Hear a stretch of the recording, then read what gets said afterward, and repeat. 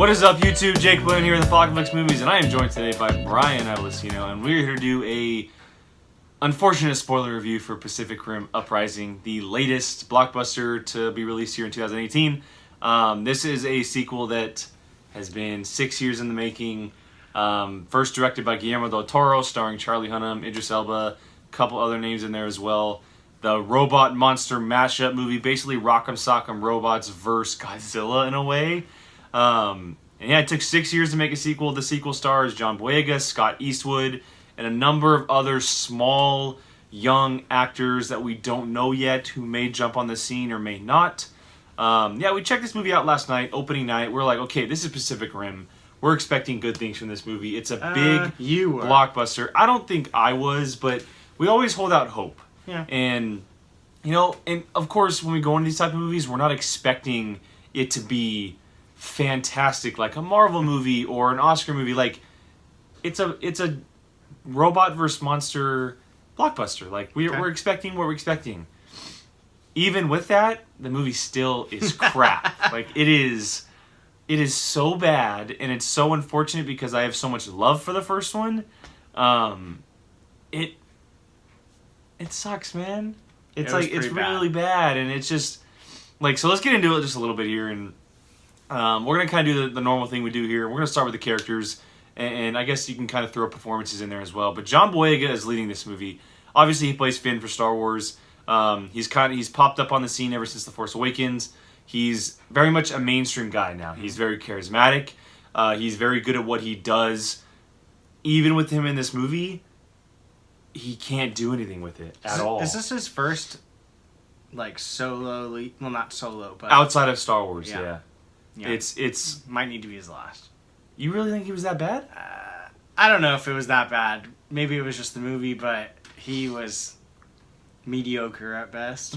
Okay, and it might have been the movie kind of gave him the feel for that. But yeah, I mean, he definitely didn't add anything to it, which is kind of unfortunate because you expect a guy like that to do so. He obviously plays Idris Elba's son from the first movie, Stacker Pentecost. His name is Jake Pentecost. Kind of outsider who didn't want to do the Jaeger stuff and then, jump back into it for certain reasons. And then opposite him, you have Scott Eastwood, who Clint Eastwood's son. Obviously, he's been in a number of small roles, kind of waiting for him to kind of take over a little bit in some bigger roles. I thought he was cardboard. Yeah, you keep saying that. He definitely had some cardboard moments, but I didn't mind him. Well, it also didn't help that the script was bland. Yeah, the script was very, very bland. They reused jokes, reused lines, like 3 times. Well, I think one of the worst parts about this movie is that when you compare it to the first, it had some really good, like, fun comedy moments. Yeah. But they were very natural, and like, it's Guillermo del Toro, so obviously he's gonna be able to go with that a little bit better than some other directors. This one, like, the scene I keep going back to is when Jake, John Boyega, and then Amora Namani, the young girl that kind of takes over in this movie as well. They're in the prison later on when she gets busted for going inside the Jaeger. Yeah, and they're having this serious moment, but then Boyega throws a line like, oh, you can't get this beauty anywhere else. Like, this is hard work or whatever. Like, they took away a great serious moment and then just threw a cheesy comedy line in there.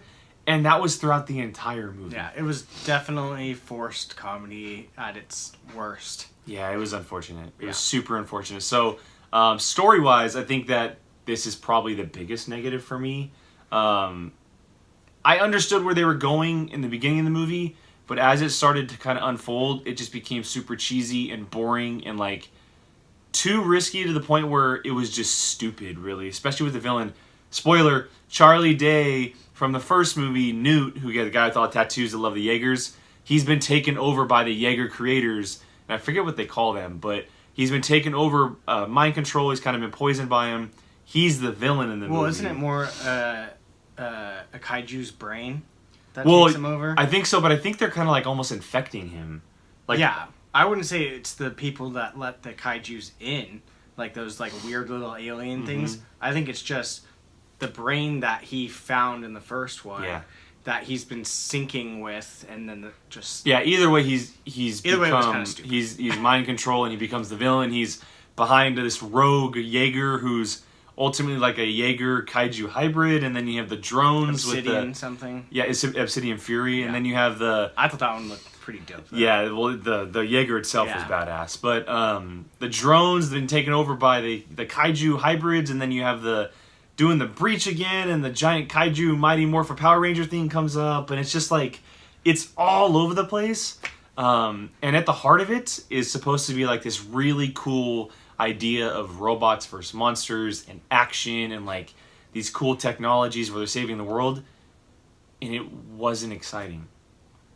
Yeah. It wasn't very I have exciting. really no emotion for this movie. I'm just like, okay. Well, it is really hard to talk about just because like we very much disliked it, but it's like we just don't care to talk about it because it was so like bad and disappointing. They're extremely disappointing. One thing I did like was in the very beginning, the big blue Jaeger that was like the police. Yeah. And how he was like kind of like commanding them and stuff. But that was pretty much the only thing I liked. And I like the orange Jaeger, the one with the samurai swords. Oh god, yeah. That one was that one was dope.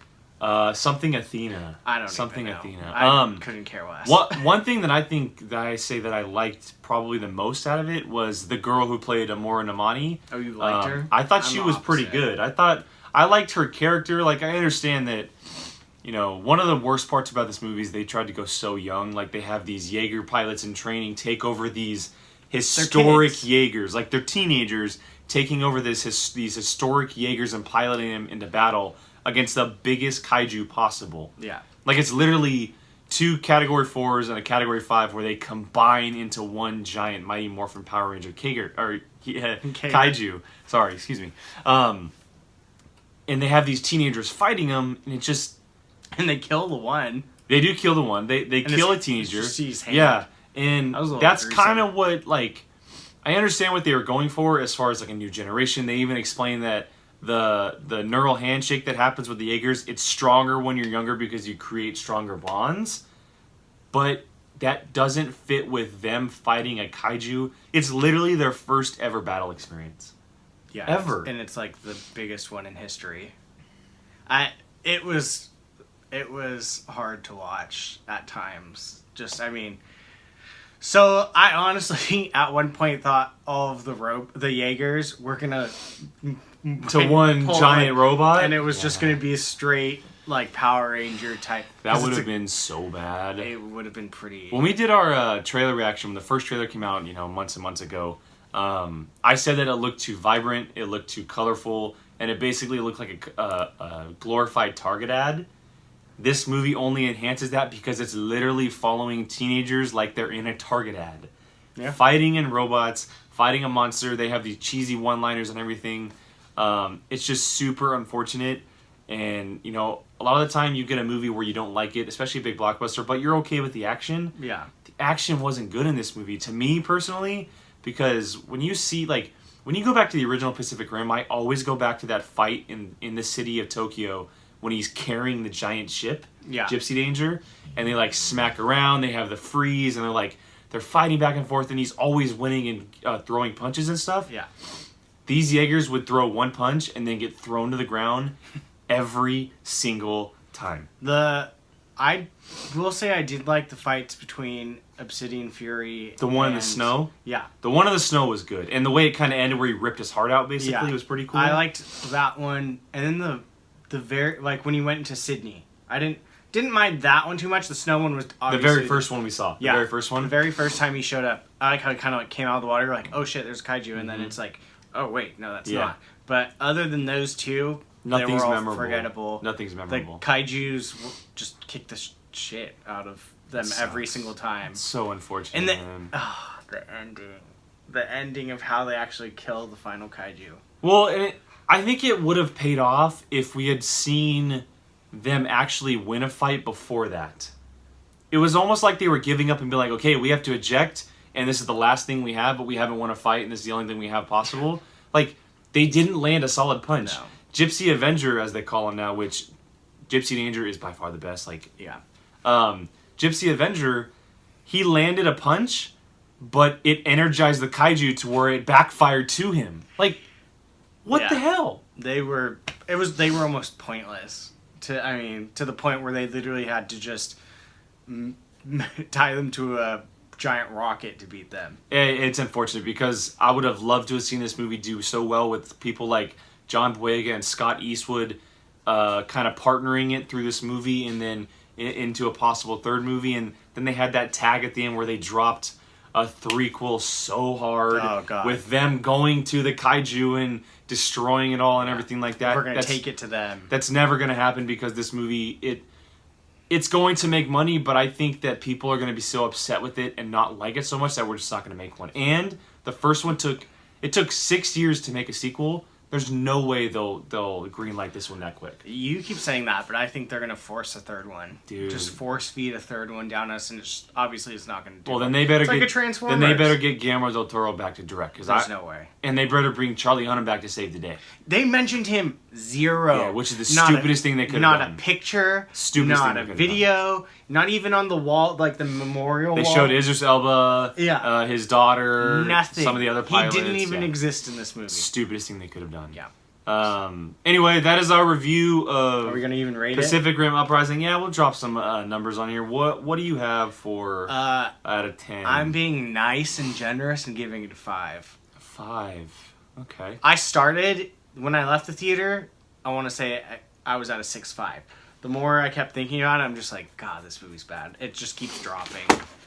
This is the poster we got. I'll rip it into how many pieces I think the movie is. So 4. A 4 out of 10. Awful.